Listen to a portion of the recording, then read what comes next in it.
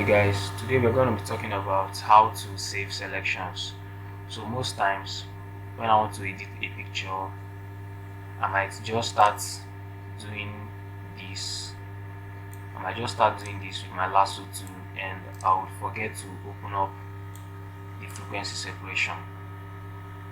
So this is a way in which you can save your selections. I know some of us know this trick, but for the people that don't, this is for you guys. So now I'm done.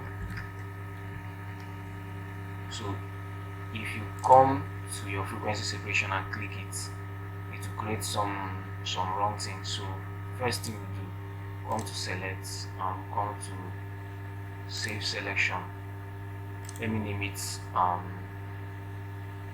okay, I'll just name it work, then okay.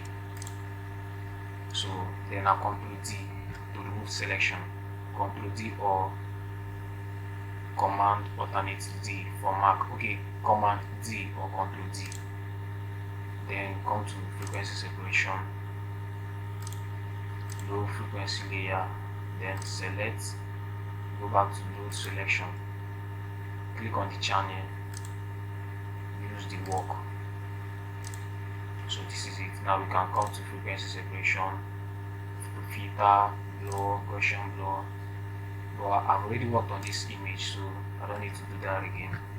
So go through my videos and look for frequency separation videos to get more insights about how to work on pictures.